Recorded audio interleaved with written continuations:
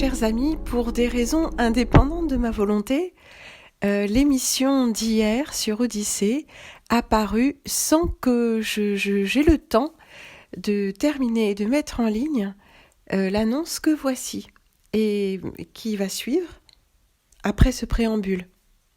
L'émission est donc en ligne depuis hier, mais comme il n'y avait pas de lien de redirection et comme il n'y avait pas d'annonce, eh bien il y a très peu de gens qui l'ont vue. Je m'étonne absolument, de voir qu'il n'y a pas davantage d'auditeurs, de spectateurs qui s'intéressent aux dossiers parasites et aux émissions que je produis en général.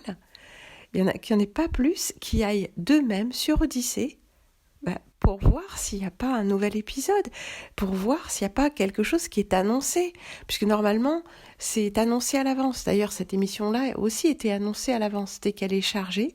À partir du moment où c'est chargé, même si la date de sortie est ultérieure, de plusieurs heures ou plusieurs jours, c'est visible. Bon, pour peu que j'ai bien fait en sorte que ça apparaisse. Mais je comprends pas. Hier, il y avait 100 vues. Bon, enfin, moi je vous dis ça, je vous dis rien. Mais je suis étonnée. Parce que quand moi je m'intéresse à quelque chose, j'attends pas qu'on vienne me dire « Ah, vous avez une nouvelle notification !» Je me dis « Bon, alors voyons voir, il n'y a rien de nouveau ?» Non, il n'y a rien de nouveau. Bon. Et je m'abonne pas et j'ai pas de notification. Je pense que je suis assez grande pour savoir ce que je veux regarder et ce qui a de l'intérêt et me tenir au courant par moi-même. Je m'étonne, vraiment, et désolée, j'enfonce le clou, mais je m'étonne de la passivité de l'écrasante majorité de mon auditoire dans ce cas-là. D'autant plus que tous les soirs ou tous les 2 soirs, il y a une nouvelle émission. Donc, et que vous avez compris aussi, souvent c'est le dimanche soir. Bon, mais qu'importe. Oui, hier c'était lundi soir, mais c'était un jour férié. Donc les soirs de dimanche, de jour férié, et généralement le mercredi ou le jeudi, je mets les émissions. Mais là, elles se suivaient. Donc, je sais pas. Je suis vraiment perplexe. J'ai l'impression que l'écrasante majorité se comporte d'une façon tout à fait suiveuse.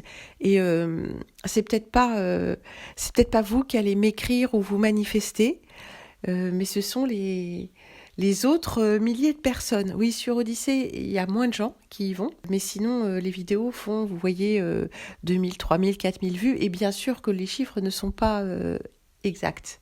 Il faut les revoir à la baisse ou à la hausse dans une mesure qu'on ignore. Mais voilà, je vous dis ça, mais bon, là, je vais rester avec ma perplexité, puis c'est tout. Et ce soir, chers amis, nous allons continuer notre étude de texte.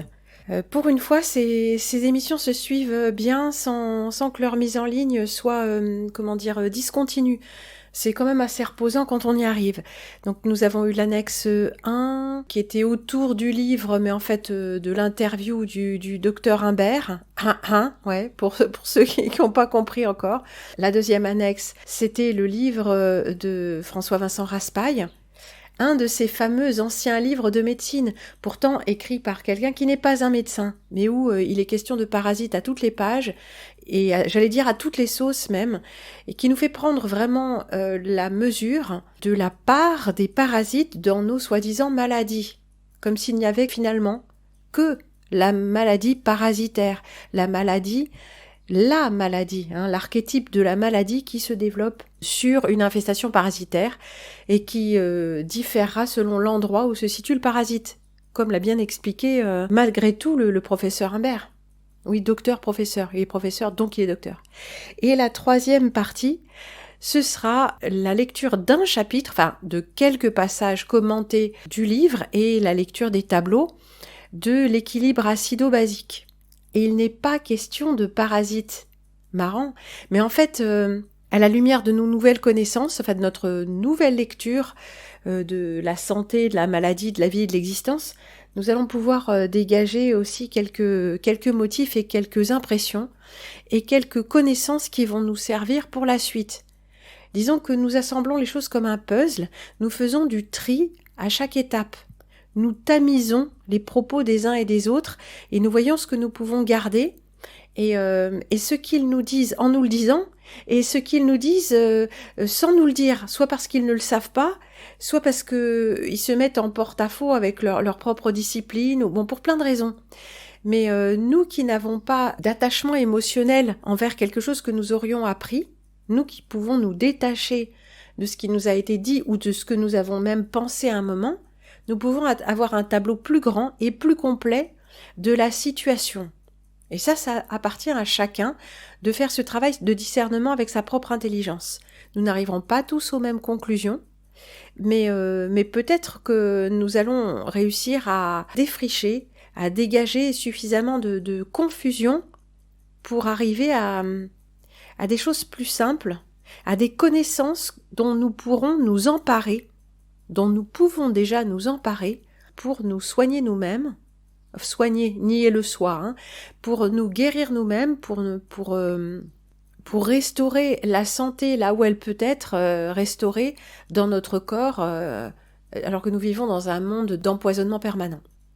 Mais ces clés nous sont bien utiles, et quand nous faisons l'expérience, en nous appuyant pas forcément sur les connaissances médicales ou les protocoles mis au point pour nous, mais quand nous nous appuyons sur l'expérience vécue des gens proches de nous, nous nous inspirons de cette expérience vécue, nous pouvons nous réapproprier un savoir pratique qui avait été jusqu'à présent, jusqu'à l'avènement de cette science, cette pseudo-science scientiste, et qui nous dépossède de nos connaissances les plus évidentes et les plus humaines. Quand nous laissons de côté tous ces sachants qui nous disent quoi faire et surtout quoi ne pas faire et à aucun prétexte, et que nous nous écoutons les uns les autres, et bien souvent nous nous en trouvons mieux. Alors c'est important aussi que nous puissions continuer à le faire d'humain à humain. C'est pour ça que je ne donne pas de grandes règles, de protocoles, de remèdes, tout ça, parce qu'en fait, on ne peut pas parler pour tout le monde à la fois, ce que les médecins prétendent faire. Et il y a déjà beaucoup trop de gourous dans le domaine de la santé naturelle, de la nutrition, tout ça. Donc moi, ce que je vous dis, c'est des choses que je fais pour moi. Ce que je vous lis, ce sont des expériences vécues de vraies personnes humaines et qui expliquent comment elles en sont arrivées à mettre au point pour elles-mêmes tel ou tel traitement ou interprétation. Enfin, en un mot commençant, il est question de trouver la voie, mais pas la voie qui serait valable pour tout le monde, ça c'est pas vrai, parce que nous ne sommes pas interchangeables. Il faut que nous nous écoutions les uns les autres et que nous voyions dans les propos de nos vis-à-vis, est-ce qu'il y a quelque chose qui nous correspond ou est-ce que c'est quelque chose qui nous correspond pas. Faut que ça nous parle. Comme le CDS, il y a plein de gens qui disent le CDS, le truc de chlore là, c'est vachement bien. Moi j'en prends, ça m'a beaucoup aidé, je me sens beaucoup mieux. Puis une demi-heure après dans la conversation, ils vous disent qu'ils ont des problèmes de ci ou de ça, donc le CDS c'était pas si souverain. J'ai toujours remarqué ça. Ils essaient de vous le vendre, mais j'ai l'impression que c'est des gens qui essaient de se convaincre eux-mêmes. Ça marche peut-être pour les rhumes, pour ceci, pour cela, mais ça marche pas pour tout. Bien qu'ils vous disent le contraire. Donc, moi, de toute façon, ça me parle pas, ce truc. J'ai absolument pas envie de mettre ça dans mon corps, dans ma bouche, dans rien du tout. Par contre, il y a d'autres choses qui me parlent plus. Voilà. Donc, c'est à chacun de faire le tri. Parce que nous ne sommes pas les mêmes, non seulement physiologiquement, mais psychologiquement. Et donc, ça va changer quelque chose, tout ça. Encore et toujours, le maître mot, c'est discernement. Et ma lecture des choses n'est certainement pas la vôtre. Si celle-ci vous inspire, tant mieux. Si vous vous inscrivez en faux, inutile de me dire en quoi, je m'en contrefiche. C'est à vous de continuer vos propres recherches à votre manière. Mes hommages à vous tous. Bon chemin, bonne continuation. Vos expériences vécues me sont très précieuses parce qu'elles nous sont très précieuses. Je publie systématiquement tout ce que vous m'envoyez et qui peut inspirer autrui. Enfin, systématiquement, il me semble, il peut passer des trucs que j'ai pas l'occasion de publier pour des raisons techniques ou quoi. Si je reçois que très peu de commentaires par rapport à une émission, je vais pas faire une émission spéciale sur 3 commentaires. Enfin, bon, il peut échapper des choses. Et puis, je travaille de façon tellement non systématique aussi, parce que voilà, je fonctionne comme ça.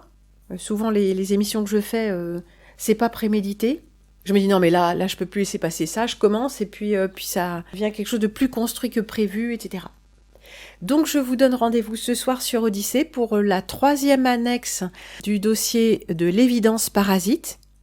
du dossier parasite dans son ensemble, en réalité l'hypothèse parasite, l'évidence parasite, et nous continuerons nos investigations autour de l'évidence parasite, la suite, très prochainement.